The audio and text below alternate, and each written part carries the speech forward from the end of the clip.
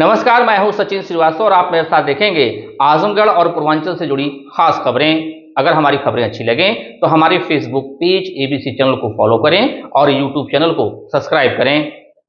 खबर के प्रायोजक हैं Dalim Sunbeam school, Tiwaripur Mau road, Sidhari, Azamgarh. Admission open for play group 2 class 9th। Kashi Gomti jewellers, Bhanwarnath, Ayodhya road, Azamgarh. शादी के आभूषण की खरीद पर दुल्हन का श्रृंगार और गृहस्थी का सामान बिल्कुल मुफ्त। साई इंटरनेशनल स्कूल, पुरा Pande, Bhaduli Bazar, Azamgarh. Admission open nursery to class 9th and 11th। Aakash synchro program with Sai international school. Admission open medical, engineering and foundation. Ginni apparel, complete family shop for apparel shopping. Civil lines, Azamgarh. नए कलेक्शन की भरपूर range उपलब्ध। Sarvodaya public school, Harbanshpur, Azamgarh. Affiliated to CBSE New Delhi. Admission open classes nursery to 9th and 11th। GD global school, Kartalpur bypass, Azamgarh. Admission open classes nursery to 9th and 11th, free admission to nursery to class 5th। Limited time offer। और lifestyle furniture, Belnadi, Azamgarh.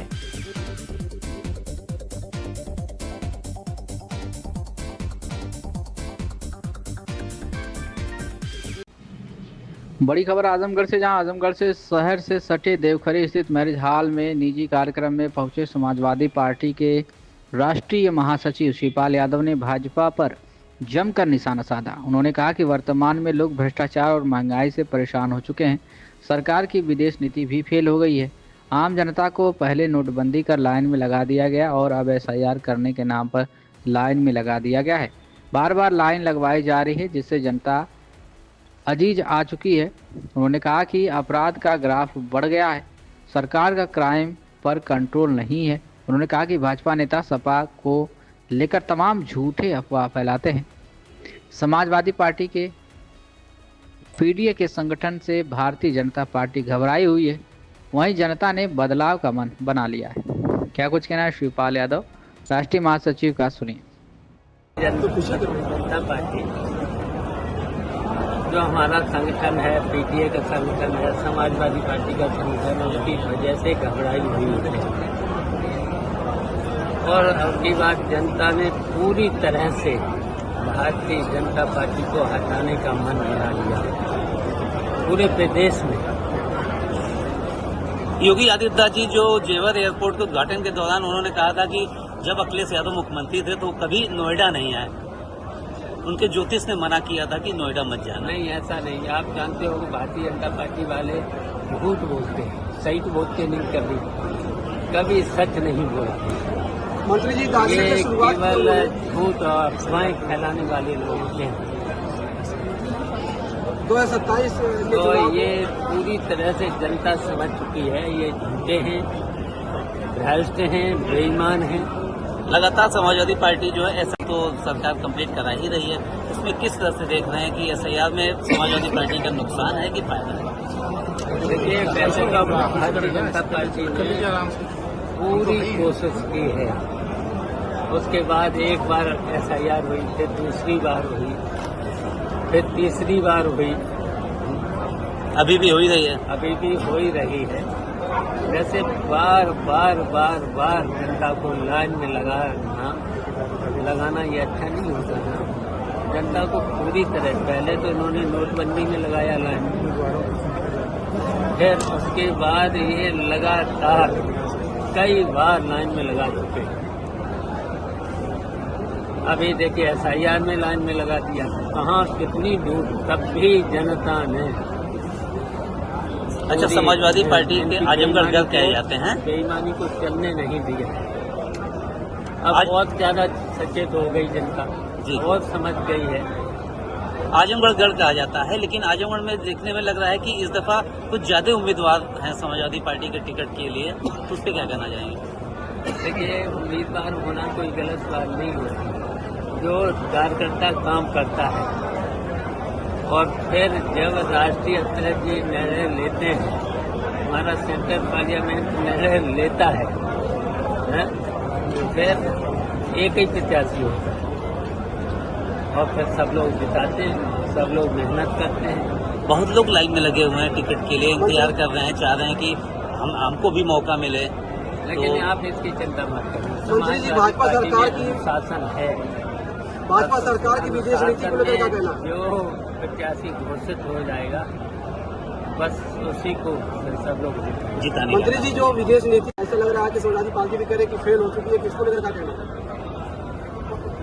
देखिए, Bharatiya Janata party की विदेश नीति देश हित में नहीं थी, उसकी वजह से देखिए सब कुछ झेलना पड़ रहा है। महंगाई, भ्रष्टाचार पूरी तरीके से झेलना पड़ रहा है। अखिलेश यादव ने शुरुआत कर दिया 2027 के चुनाव की के लिए, वो दादरी से शुरुआत किया। क्या लग रहा है मिशन 2027 को लेकर? देखिए, 2027 में समाजवादी पार्टी पूर्ण बहुमत की सरकार बनाएगी और भारतीय जनता पार्टी को चर्चा से हटाएगी। खबर आजमगढ़ से, जहां उत्तर प्रदेश लोक सेवा आयोग 2024 का अंतिम परिणाम सोमवार को घोषित किया गया, जिसमें 947 पदों के सापेक्ष 932 अभ्यर्थियों को सफल घोषित किया गया। इस सूची में 319 महिलाओं ने भी सफलता प्राप्त की है। इसी क्रम में आजमगढ़ जिले की प्रतिभाशाली बेटी आंचल श्रीवास्तव ने नायब तहसीलदार पद पर चयनित होकर जिले का नाम रोशन किया है। आंचल श्रीवास्तव वर्तमान में सदर तहसील आजमगढ़ में लेखपाल के पद पर कार्यरत हैं। जुलाई 2024 से सेवा में रहते हुए उन्होंने अपनी पढ़ाई जारी रखी और कड़ी मेहनत के बल पर पीसीएस परीक्षा में सफलता हासिल की। उनकी इस उपलब्धि से परिवार और क्षेत्र में खुशी का माहौल है। रिश्तेदारों और शुभचिंतकों द्वारा लगातार बधाई दी जा रही है। खिदाई थाना क्षेत्र के सम्मोपुर गांव की रहने वाली आंचल एक सामान्य परिवार से आती हैं। बचपन से ही पढ़ाई में मेधावी रहीं।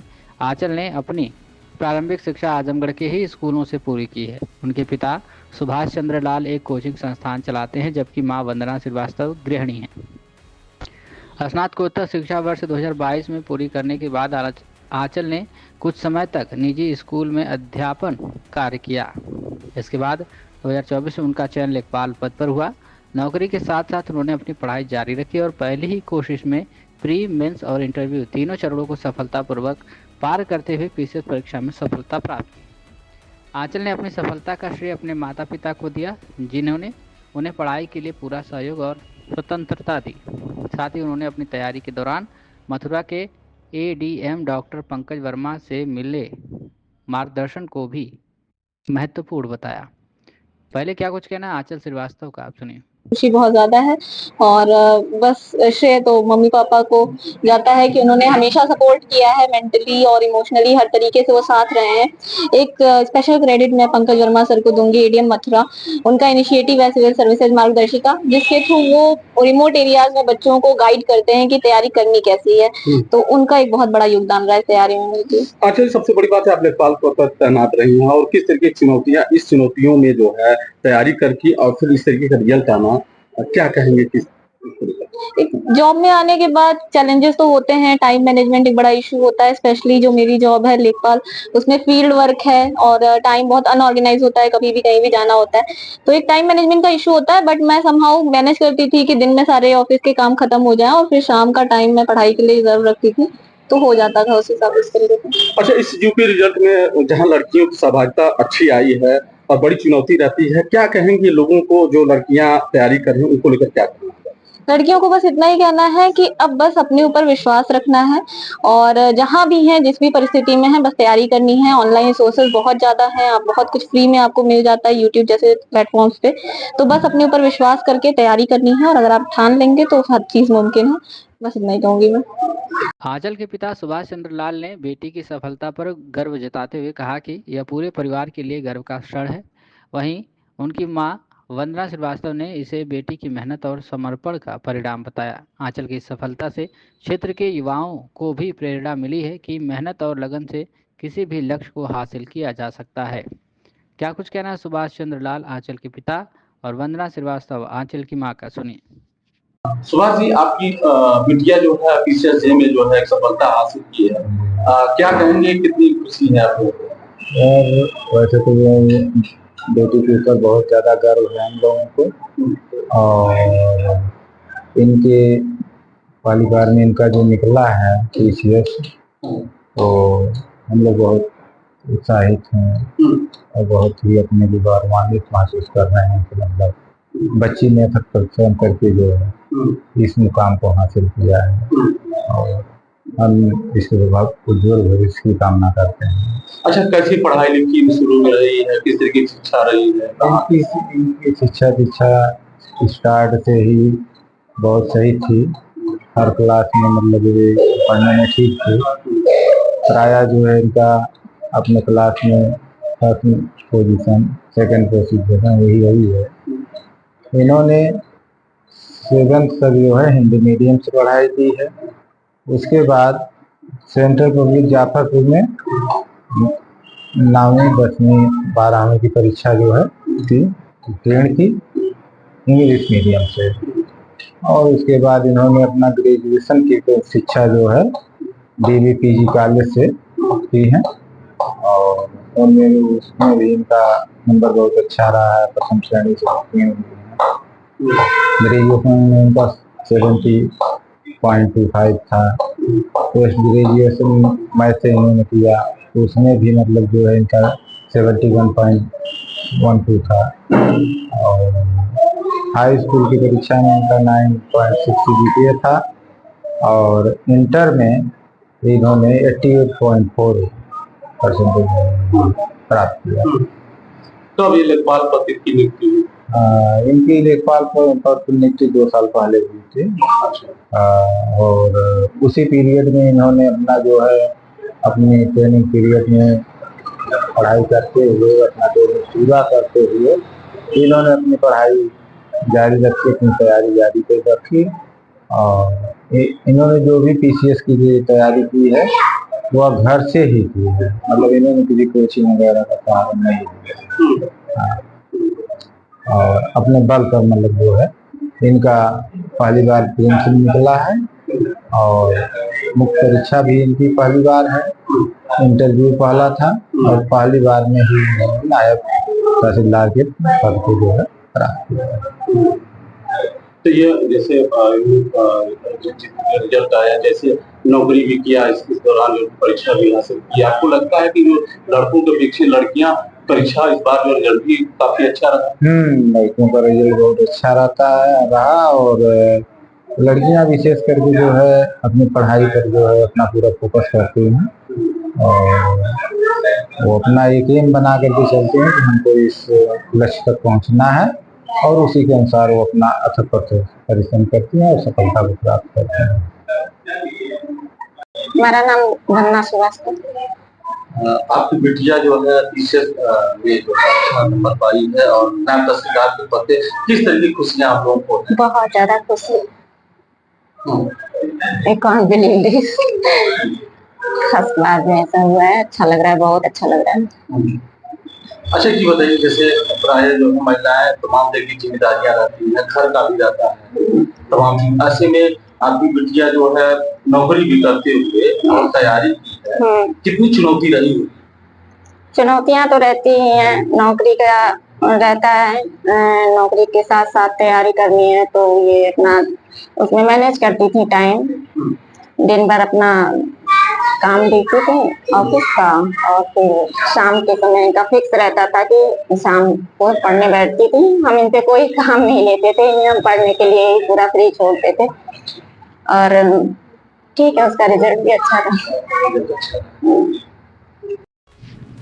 आजमगढ़ शहर के एलवल में स्थित इंटरनेशनल पब्लिक स्कूल में मंगलवार को वार्षिक परीक्षा फल वितरण समारोह का भव्य आयोजन बड़े हर्षोल्लास और उत्साह के साथ किया गया। इस अवसर पर विद्यालय परिसर में मेधावी छात्र छात्राओं को सम्मानित किया गया, जिससे पूरे माहौल में उल्लास देखने को मिला।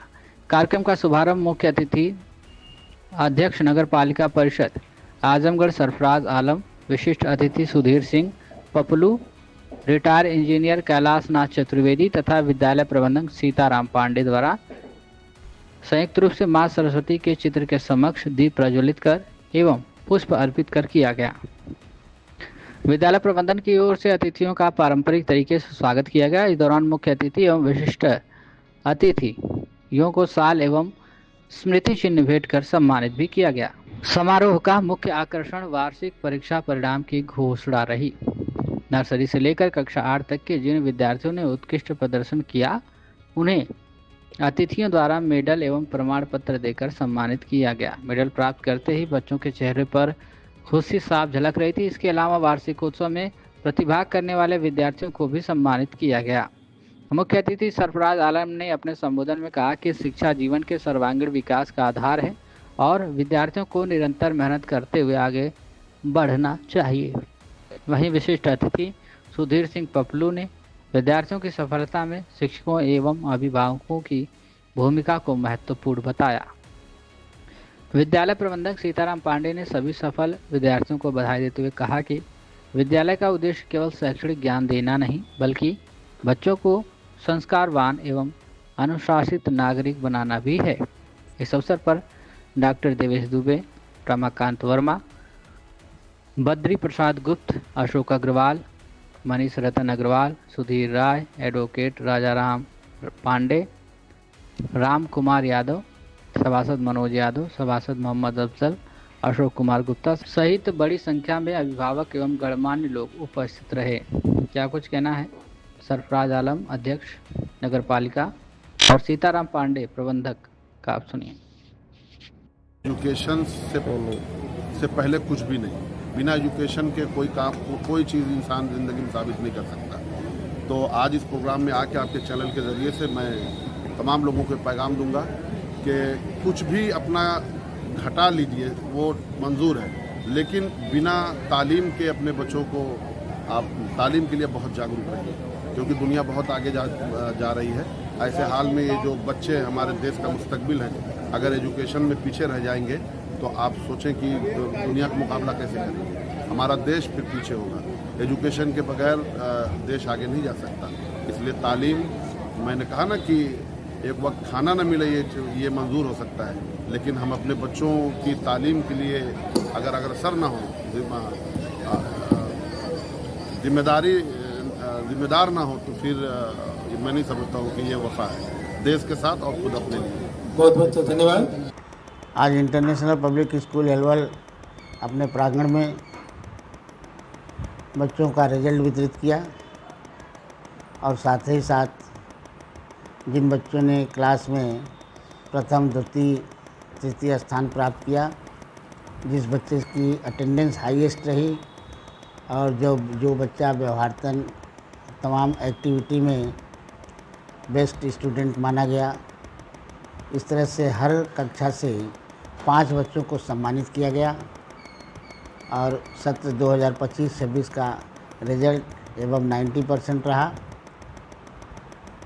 और साथ ही साथ जिन बच्चों ने 2025-26 के वार्षिकोत्सव में भाग लिया था, अपने हुनर का प्रदर्शन किया था, उन 209 बच्चों को भी इसी मंच से सम्मानित किया गया। इस तरह आज 270 बच्चों को सम्मानित किया गया और ये सत्र 2025-26 बहुत ही अच्छा रहा। बच्चों ने एक्टिविटी में, वार्षिकोत्सव में चढ़ बढ़ करके हिस्सा लिया। इसी सत्र में विज्ञान प्रदर्शनी का एक अनूठा कार्यक्रम किया गया था और सारे पुरस्कार को आज वितरित किया गया। आगामी सत्र 2026-27 2 अप्रैल से शुरू किया जा रहा है और ये समर वैकेशन के पहले 20 मई तक चलेगा।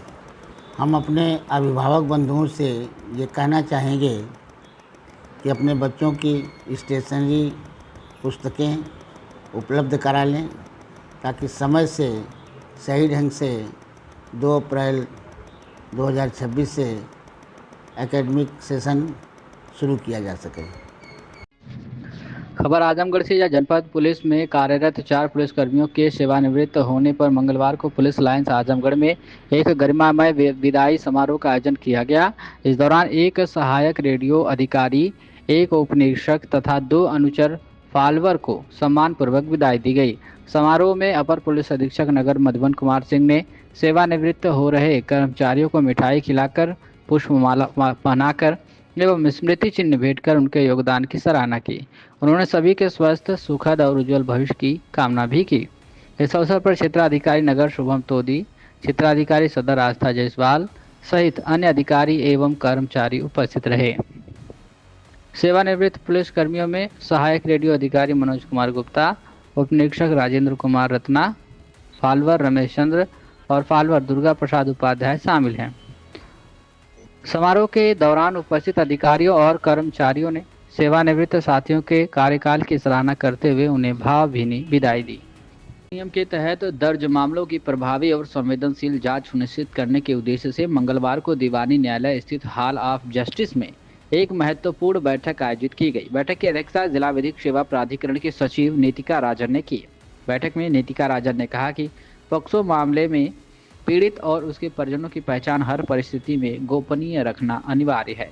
उन्होंने जोर देकर कहा कि ऐसे मामलों की विवेचना अत्यंत संवेदनशीलता के साथ की जानी चाहिए ताकि पीड़ित बच्चों को किसी भी प्रकार की मानसिक या सामाजिक क्षति न हो। उन्होंने बताया कि पॉक्सो अधिनियम के तहत शोषण के शिकार बच्चों को न्यायिक प्रक्रिया के दौरान मानसिक, भावनात्मक और विधिक सहयोग प्रदान करने में सपोर्ट पर्सन की भूमिका बेहद महत्वपूर्ण होती है। सपोर्ट पर्सन पीड़ित और उसके परिवार को पूरी प्रक्रिया में मार्गदर्शन देने के साथ साथ उन्हें सहारा प्रदान करता है। बैठक में यह भी निर्देश दिया गया कि ऐसे मामलों की जांच में पुलिस, प्रोबेशन अधिकारी, अभियोजन अधिकारी, बाल कल्याण समिति सहित सभी संबंधित संस्थाओं को टीम भावना के साथ कार्य करना चाहिए। इससे पीड़ित पक्ष को किसी प्रकार की असुविधा का सामना नहीं करना पड़ेगा और उन्हें समय पर न्याय मिल सकेगा।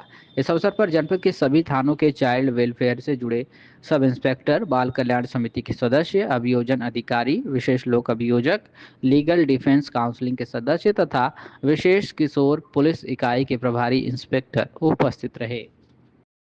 आजमगढ़ आना हुआ साथी विधायक नफीस जी के परिवार में शादी में, और इसी बहाने आप सबसे लोगों को मिलने का मौका मिला। आप सबका धन्यवाद। बहुत छोटी सी सूचना में आप सब लोग मिल गए और आजमगढ़ के साथियों से तो जितना मिल ले उतना कम है। आजमगढ़ को लेकर कई सवाल जवाब किए, कितनी आपकी मांगे अभी तक पूरी हो पाई? देखिए, अभी तक संतोषजनक नहीं मिल पा रहा है। कुछ चीजें जरूर हुई। रक्षा मंत्री जी ने CSD कैंटीन दी आजमगढ़ के हमारे फौजी भाइयों के लिए। आजमगढ़ की रिंग रोड स्वीकृत कराने में हम लोग सफल हुए। कुछ ट्रेनों की चर्चा और चार्ट बने जरूर हैं, लेकिन अभी जब तक उसको जमीन पे ना उतारने तब तक हम इस बात को नहीं मानते।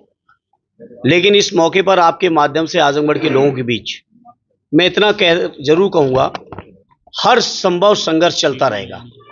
लेकिन रिंग रोड को लेकर बड़ा विवाद रहा और सांसद भी कहते रहे कि नहीं, कोई विवाद नहीं है। रिंग रोड बना, आजमगढ़ के लोगों को सुविधा मिले, इसी में हमारा संतोष है। और जो लोग घोषणाएं कर रहे हैं वो लोग अपने कार्यकाल में उन बातों को पूरा क्यों नहीं करा पाए। अब तो लगभग 2 साल हो गए हैं, उनका कार्यकाल भी खत्म हुए। दिशा की बैठक में सांसद जी आपने एक सवाल उठाया था, रोड बैरियर फरिया में जो बना है उसको लेकर अभी कोई हरकत नहीं हुई है। अब आप सोचिए किस स्तर की बातें हैं। जहां संसद के अंदर भी उठाया मामला, दिशा में भी आप सबकी मौजूदगी में उठाया, और फिर भी सरकार कुछ चुनिंदा सिंडिकेट लोगों के दबाव में आके अब तक नहीं कर रही है। अब मैं फिर इस मुद्दे पर सड़क परिवहन मंत्री जी से मिलूंगा और लिखित रूप से दूंगा। चूंकि संसद में मुद्दा उठ चुका है तो बार बार उठाने का मैं नहीं समझता जरूरत पड़ेगी, लेकिन हम फिर से मिलके इस बात को कहेंगे। सर, उत्तर प्रदेश में एक प्रमोटेड IAS है, वो आज इस्तीफा दे दिया है, बता रहा है कि संवैधानिक व्यवस्था में गलत सिस्टम चल रहा है। निश्चित तौर पर उनका कोई ना कोई अनुभव जरूर होगा, और ये बात तो हम लोग लगातार कह रहे हैं कि इस देश के अंदर संविधान को खत्म करने के दिन रात षड्यंत्र चल रहे हैं। संवैधानिक संस्थाओं को लगातार कमजोर करने का प्रयास चल रहा है, और ये अभियान ऊपर से चल रहा है, दिल्ली से ही चल रहा है, और लखनऊ वाले डबल इंजन उसमें जोड़ देते हैं। बातें बहुत कर रहे हैं, लेकिन उत्तर प्रदेश की कानून व्यवस्था बद से बदतर है आपके सामने है।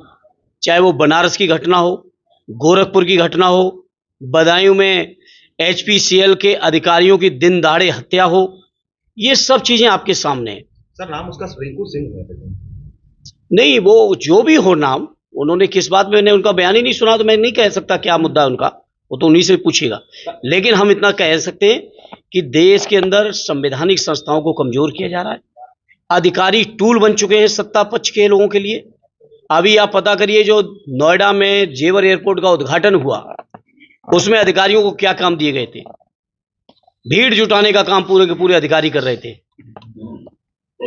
सांसद जी, पीडीए को एक करने की आप डॉक्टर के अटेंडेंट को पीटने का मामला आया था सामने, उसको लेकर आप क्या कहेंगे, जबकि चुनाव नजदीक है? नहीं, ऐसी कोई बात नहीं थी। और वो मसला जो उसमें आंशिक तौर पे अगर कोई दोषी था तो उसको जेल हो गई, अगले ही दिन वो गिरफ्तारी हो गई, बात वहां पे खत्म हो गई। जिन विधायक जी की बात कर रहे हैं, विधायक जी डॉक्टर के चेंबर में थे, कोई बात ही नहीं थी ऐसी। गलत आरोप ना लगाइए। विधायक जी का साथी अगर अवैध नहीं, तत्काल कार्रवाई हुई। जेल गए कि नहीं गए, जेल गए कि नहीं गए, कार्रवाई हुई कि नहीं हुई, उस पूरी जांच में विधायक जी और पार्टी के लोगों ने पूरा सहयोग किया कि नहीं किया, सवाल ये आपके सामने। लेकिन ये सत्ता पक्ष के लोग, जो मैं बदायूं में गया था, मेरा एक केस लगा था, उस केस के सिलसिले में मेरा बदायूं जाना हुआ और मैं खुलेआम वहां की मीडिया के बीच बयान दे के आया कि दातागंज क्षेत्र के विधायक की देखरेख में पूरे के पूरा आतंक का माहौल है।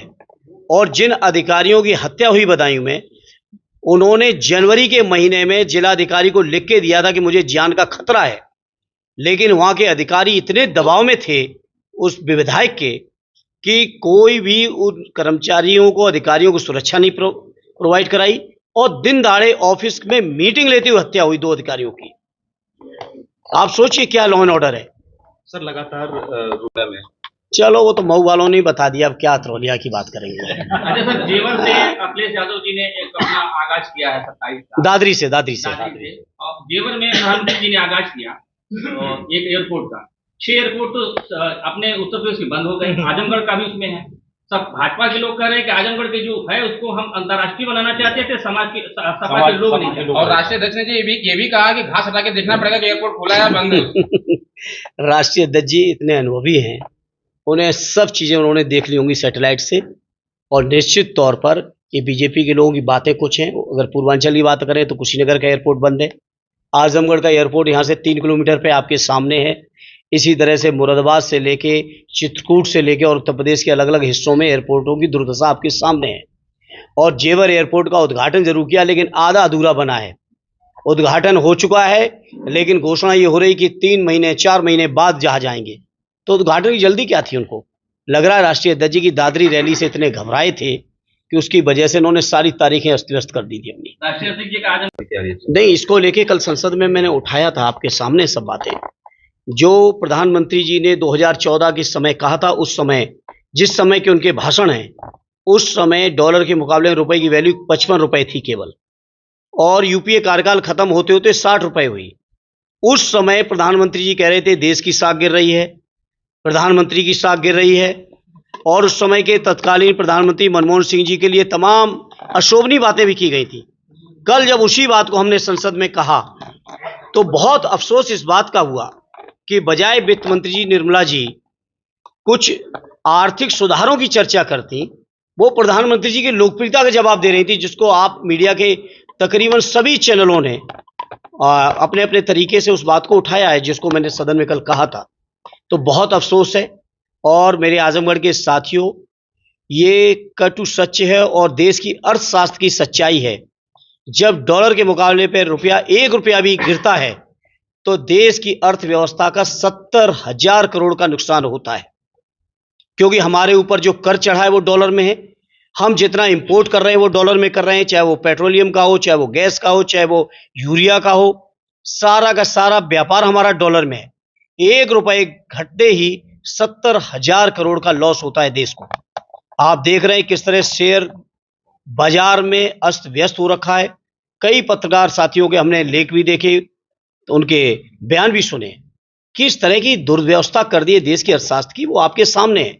इसलिए अब जनता से अपील करेंगे, भारतीय जनता पार्टी को हटाइए, देश की अर्थव्यवस्था को दुरुस्त करिए, उत्तर प्रदेश को बचाइए और देश के संविधान और लोकतंत्र को भी बचाइए। परिवारवाद की बात होती है कि पीड़ित परिवार है वो बड़ा फर्जी था, और भाजपा के लोग कह रहे हैं कि जियो का जो इंजीनियर था वो यादव था, सांसद धर्मेंद्र यादव को खुश करने के लिए पुलिस ने इनकम कर।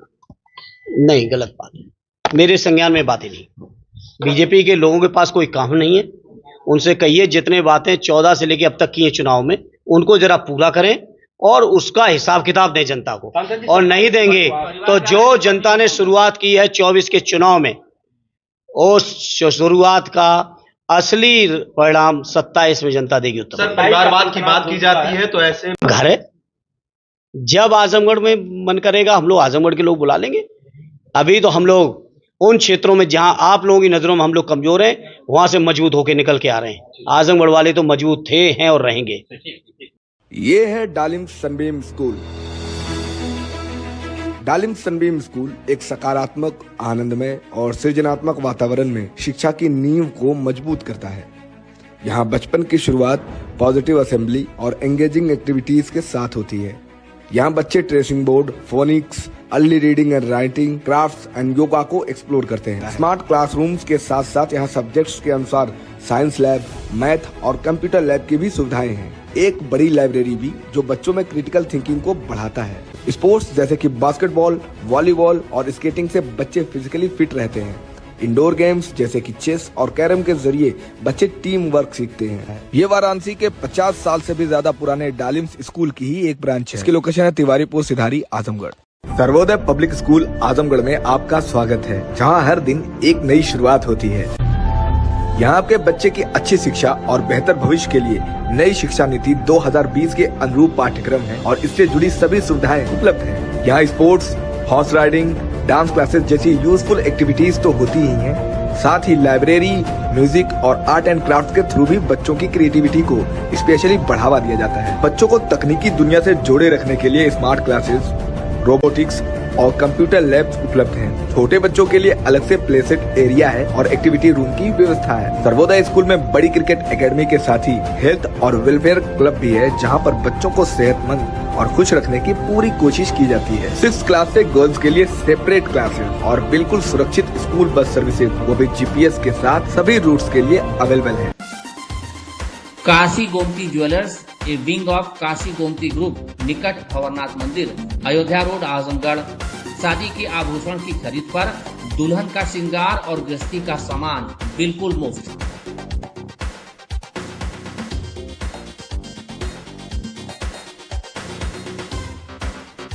गोल्ड, डायमंड और सिल्वर की ज्वेलरी का विशाल संग्रह, शुद्धता की 100% guarantee.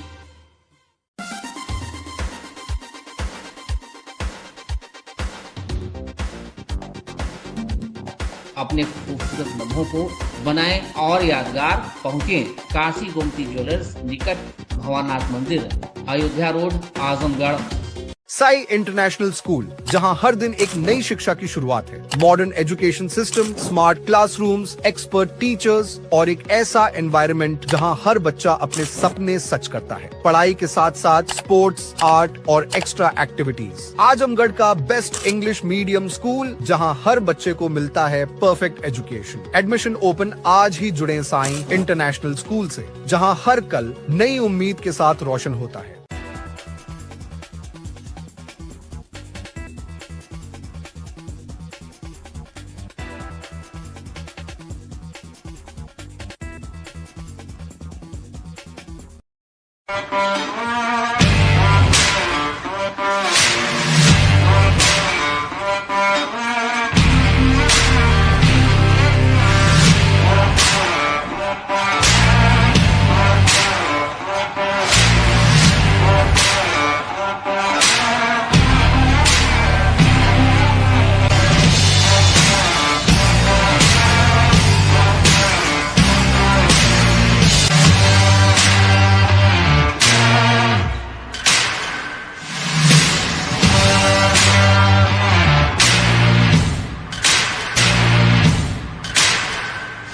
GD Global School, Kartalpur Bypass, Azamgarh. Admissions open for session 2026 to 27. Classes nursery to 9 and 11 science, commerce, humanities. Free admission for classes nursery to 5th. Limited time offer. Contact us 9455211111 8795244555. Website www.gdglobalschool.in. Limited seats available. Apply now. Lifestyle furniture, Belnadi, Azamgarh. सभी प्रकार के furniture एवं electronic सामानों की भरपूर range उपलब्ध। हमारे यहाँ EMI की सुविधा 0% ब्याज पर उपलब्ध। इलेक्ट्रॉनिक सामानों में LED TV, refrigerator, washing machine, air conditioner, air cooler, deep freezer, water cooler, mixer juicer, iron, fan, induction, battery, inverter, electric geyser, gas geyser, आटा चक्की इत्यादि। फर्नीचर के सामानों में बेड, गद्दा, सिंगारदान, अलमीरा, sofa, table, chair, rack, stool, संदीली, सीढ़ी, डाइनिंग टेबल, झूला आदि। शादी विवाह की हो तैयारी या ऑफिस और घर के लिए सामानों की करनी हो खरीदारी, पहुँचिए लाइफस्टाइल फर्नीचर, बेलनाडी, आजमगढ़।